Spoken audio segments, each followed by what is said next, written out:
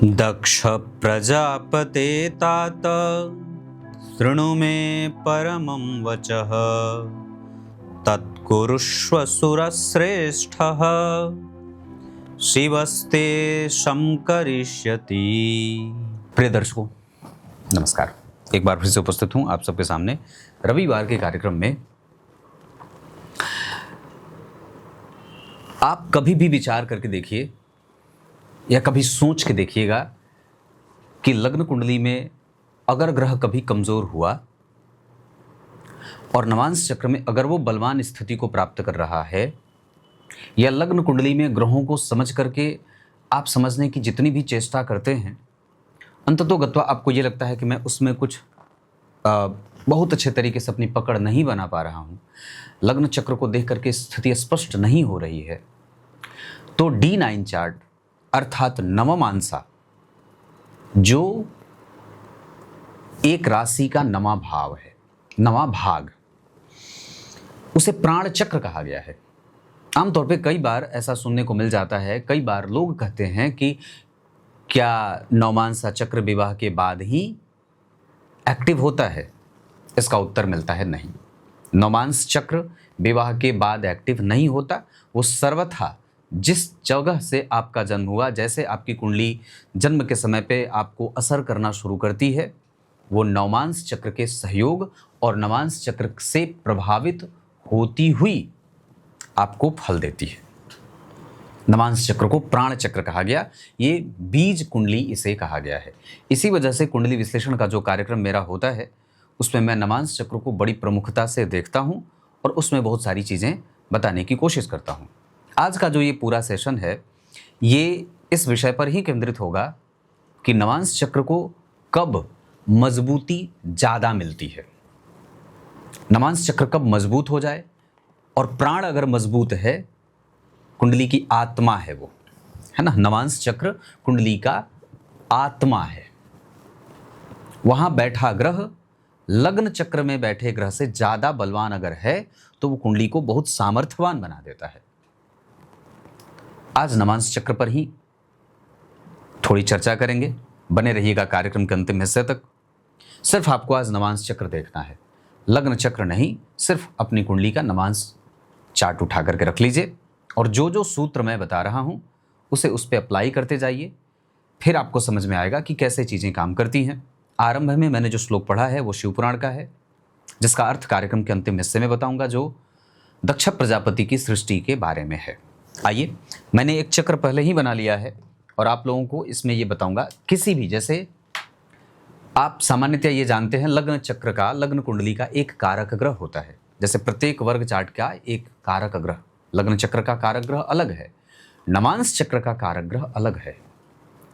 ये अलग बात है कि आप लग्न कुंडली के कारक ग्रह से नवांश कुंडली के कारक ग्रह में कितना साम्य है, या लग्न कुंडली का कारक ग्रह नवांश कुंडली में किस स्थिति, किस पोजीशन में बैठा है, इससे उसके कारकत्व में वृद्धि होगी।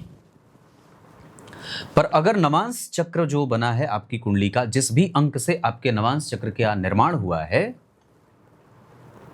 अगर उस चक्र का जो कारक ग्रह है अगर उस कुंडली में बलवान होके बैठा, तो नवांश को वो और फ्लरिश करता है, आगे बढ़ाता है और मजबूत निर्णय देने वाला हो जाता है। उदाहरण के लिए, अगर मान लीजिए नवांश चक्र किसी की कुंडली का मिथुन लग्न का बनता है, तो इसमें शनि देव जो होंगे वो अष्टम और नवम भाव के स्वामी होंगे। अर्थात क्या होगा कि मिथुन लग्न के नवांश में, अब ये बात बहुत प्रमुखता से समझ में आनी चाहिए, या प्रमुख रूप से ये बात लागू होगी कि उस मिथुन लग्न के नवांश के लिए शनिदेव मजबूत होने ही चाहिए।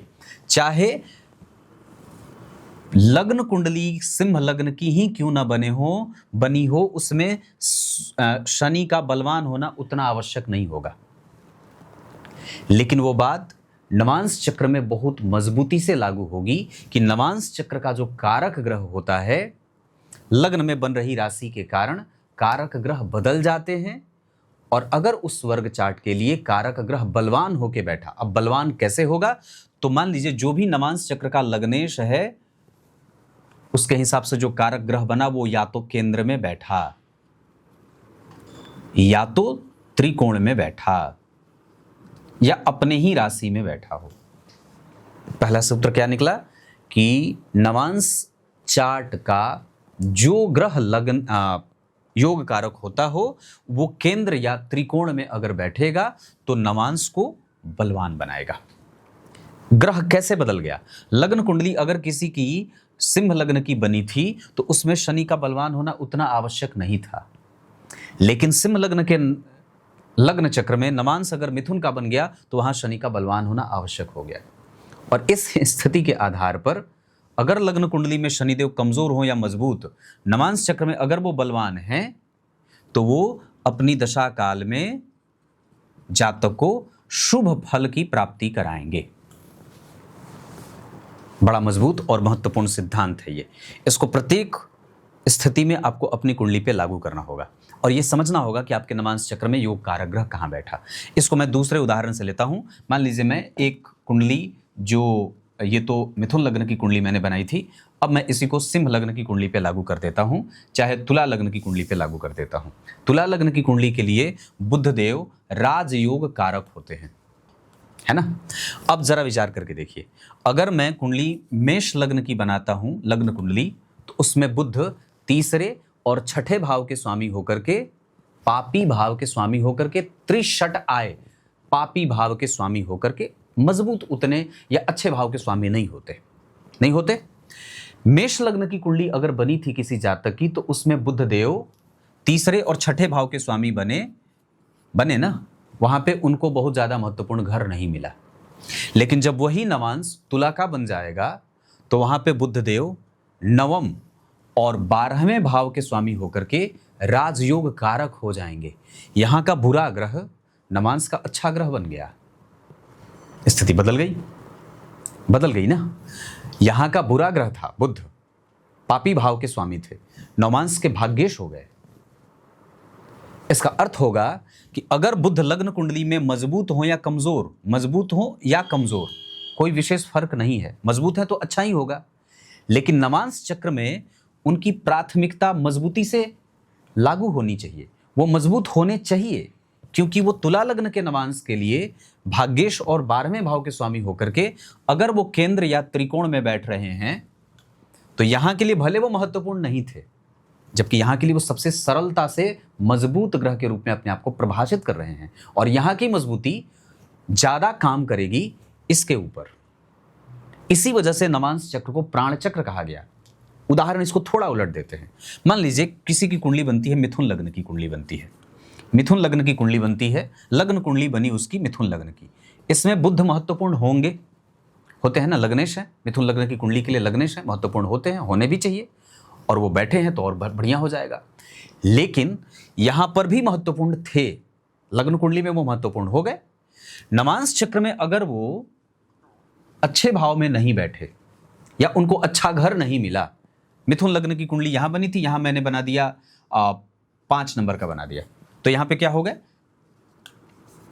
द्वितीयेश और लाभेश हो गए। यहां पर अच्छे भाव के स्वामी थे, यहां उनको पापी भाव मिल गया, एक मारक भाव भी मिल गया। मतलब यहां का लग्नेश यहां कमजोर भाव के स्वामी हो जाने से ग्रह अपनी दशा काल में भले यहां अच्छा था, लेकिन यहां अच्छे भाव के स्वामी नहीं होने और अच्छे घर में नहीं बैठने के कारण जातक को कमजोर परिणाम दे सकता है। अर्थ क्या है कि किसी भी स्थिति में ग्रह लग्न कुंडली में अगर कमजोर बैठा है, लग्न में अगर थोड़ा कमजोर बैठा तो ठीक ठाक है, ठीक है, लेकिन अगर वो नवांश चक्र में कमजोर हो रहा है तो ये अच्छी बात नहीं है, काटकुट है ये। नवांश में मजबूत होना ही चाहिए। और एक बड़ी अच्छी बात बताऊं, जो अच्छा ज्योतिषी होता है वो सिर्फ लग्न चक्र को देख करके कभी भी फल कथन नहीं करता, वो तिरछी दृष्टि से सदैव ही नवांश चक्र के बैठे ग्रहों को निहारता रहता है। जैसे इसको फिर से समझते हैं, किसी ग्रह की दशा चली, मान लीजिए शुक्र की दशा चली, शुक्र लग्न कुंडली में 12 नंबर की राशि में बैठ करके उच्च के हो रहे थे। नवांश चक्र में यही शुक्र नवांश चक्र में नीच राशि में आ गए तो इनका प्रतिफल यहां जो 100 मिलना चाहिए था वो 0 या माइनस माइनस माइनस में चला जाएगा, कमजोर हो जाएगा। फिर वो किसी के ऊपर निर्भर होता हुआ परिणाम करेगा। मतलब बना बनाया काम नवांश चक्र में ग्रह के कमजोर होने के कारण बिगड़ गया। और एक बात और भी बहुत सीधे शॉर्टकट में आपको समझा देता हूं। अगर आप लग्न चक्र में किसी ग्रह को कमजोर देख रहे हो और अगर वो नवांश चक्र में मजबूत बैठा है तो आप ये बात कह सकते हैं उस जातक के कुंडली के लिए कि हां तुम्हारी ये दशा है, अच्छी जाएगी। अगर मान लीजिए उसकी कुंडली में गुरु लग्न कुंडली में 10 नंबर की राशि में बैठे हैं, नीच के हो गए, लेकिन अगर नवांश चक्र में वही गुरु 4 नंबर की राशि में आ रहे हैं और दशा उसको आने वाली है गुरु की, तो आप ये बात कह सकते हैं कि हाँ बाबू परेशान मत हो, गुरु की दशा तुम्हारी अच्छी जाएगी। कह सकते हैं, आपको इतना अधिकार है। और आप कहेंगे ये गलत भी नहीं होगा, क्योंकि वो ग्रह अपने आप को एनर्जाइज कर रहा है, वापस अपने आप को री इंगेज कर रहा है, बेहतर कर रहा है। उसका इंप्लीमेंटेशन आपके जीवन में अच्छा देखने को मिल जाएगा, आप उसका इस्तेमाल अच्छे तरीके से कर पाएंगे, या वो दशा आपको आपके मनोनुकूल परिणाम को देने वाली हो जाएगी। एक ही सिद्धांत था, इसमें से दूसरा मैंने बताया। पहला कि लग्न कुंडली का जिस तरीके से आप योग कारक ग्रह का ध्यान रखते हैं, अब जैसे इसको और थोड़ा मैं विस्तार से बता दूं या थोड़ा और एक इसमें वर्ग चार्ट जोड़ दूं, तो मान लीजिए किसी दशमांशा चक्र की बात अगर हम करते हैं, दशांशा चक्र की बात करते हैं, तो दशमांशा चक्र अगर किसी जातक का बनता है 4 नंबर का, तो वहां पे योग कारक अलग हो जाएंगे। लग्न का योग कारक अलग था, दशमांशा का योग कारक अलग हो गया। अब लग्न चक्र के लिए जो दशमांशा चक्र का दशमांशा चक्र के ग्रह थे, उसका कारक ग्रह अगर केंद्र या त्रिकोण में बैठा है तो ये कुंडली को बलवान बना देगा, उसका करियर अच्छा रहेगा। लेकिन अगर हम तुलना करते हैं तो पहले नंबर पे लग्न चक्र, दूसरे नंबर पे नवमांश ही आता है, बाद में त्रिंसांसा वगैरह आते होंगे। षोडश वर्गों में या सप्तवर्गी जब आप जन्म कुंडली बनाएंगे तो प्रमुखतया तो लग्न ही है, दूसरा होरा है, तीसरा दृष्काण है, चतुर्थांसा दशमांशा ये सब बाद में आते हैं। प्रमुखतया लग्न के बाद होरा, नवमांसा, दशमांसा, दृष्काण आदि चक्र में नवांश चक्र से ग्रहों को विशेष बल की प्राप्ति होती है।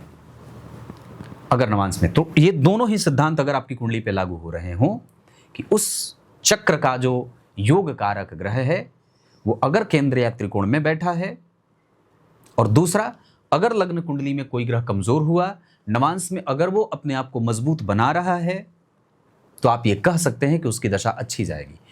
एक और भी बात है जो समझना होगा, लग्न कुंडली में मान लीजिए किसी जो जैसे मेष लग्न की किसी की कुंडली बनती है, मान लीजिए लग्न कुंडली किसी की मेष लग्न की बनी,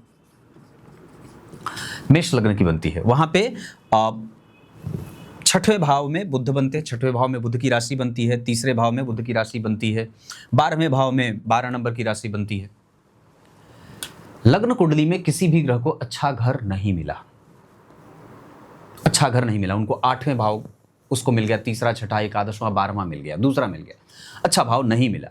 और अगर नवांश चक्र में उसको अच्छा घर मिल गया, या तो केंद्र का या तो त्रिकोण का, तो भी ये बात लागू होगी कि लग्न कुंडली में अच्छे भाव के स्वामी नहीं होने के बावजूद नवमांश चक्र में अगर ग्रह अच्छे भाव का स्वामी हो रहा है तो वो अपने आप को बहुत अच्छे परिणामों की तरफ लेके जाने वाला है। अब आपको इसमें क्या देखना है, सिर्फ इतना देखना है कि लग्न कुंडली के 8वें भाव के स्वामी कौन है, लग्न कुंडली के 8वें भाव के स्वामी कौन हैं और नवांश चक्र में उनको कौन सा भाव मिल रहा है, नवांश चक्र में कौन सा भाव मिल रहा है। अगर वो केंद्र या त्रिकोण के स्वामी बन रहे हैं तो ये बात कह सकते हैं कि उस ग्रह की दशा आपके पक्ष में काम करेगी। क्लियर है? बड़ा ही गुम्फित था और बड़ा मजबूत था ये विषय, इस वजह से सोचा आप लोगों को बता दूं। मुझे आज के कार्यक्रम में आप लोग ये बताइएगा कि मुझे क्या राशिफल का कार्यक्रम शुरू करना चाहिए इस चैनल पे, और क्या मुझे राशिफल बनाना चाहिए तो रोज का बनाना चाहिए या साप्ताहिक बनाना चाहिए या मासिक राशिफल बनाना चाहिए। आप लोगों के कमेंट का मुझे बड़ा ज़्यादा इंतज़ार है, मुझे ज़रूर बताइए, क्योंकि अब कई बार मुझे, अब 2019 से मैंने चैनल बनाया है, 7 साल हो गए, ज्योतिष के सूत्र बहुत बता दिए, इतने दिनों में बहुत सारे सिद्धांत बताए। मेरे जितने सिद्धांत हैं 3000 से ज़्यादा करीब सिद्धांत है, पर मैं राशिफल का कार्यक्रम सूत्र के साथ शुरू करने की सोच रहा हूँ, जहाँ राशिफल हो। और अब इसमें आप लोगों को यही बताना होगा कि साप्ताहिक राशिफल बनाऊं या मासिक बनाऊं या प्रत्येक दिन का दैनिक राशिफल बनाऊं। मुझे इसमें थोड़ा संशय हो रहा है, इस वजह से आप लोगों से मैं ये इस प्रश्न का उत्तर चाहता हूँ। जरूर बताइएगा, आपके कमेंट का इंतज़ार रहेगा। और उससे किस तरीके से प्रस्तुत किया जाए, राशिफल ही अगर बनाऊं तो कैसे प्रस्तुत करूं, उसमें कौन सी बात विशेषतया ध्यान रखूं ताकि थोड़ा अलग बने और घिसा पिटा ना लगे, जरूर बताइएगा। अब आइए कार्यक्रम के आरंभ में मैंने जो श्लोक पढ़ा था उसका अर्थ बता दूं। दक्ष प्रजापति ब्रह्मदेव से जाकर कहते हैं कि मेरे द्वारा जो मानसी सृष्टि की संकल्पना की गई थी, जो मानसी सृष्टि है वो तो बढ़ ही नहीं रही है, वो तो जैसी ही संख्या वैसी थी, आज भी वही की वही बनी हुई है। मुझे क्या करना चाहिए? तो ब्रह्मदेव कहते हैं तुम मैथुन सृष्टि करो, मैथुन सृष्टि का आरंभ करो, और उस हिसाब से जब तुम्हारे पुत्रों का वर्धन होगा तब जाकर के इस सृष्टि का विस्तार होगा। क्लियर है? तब तक के लिए बहुत बहुत नमस्कार।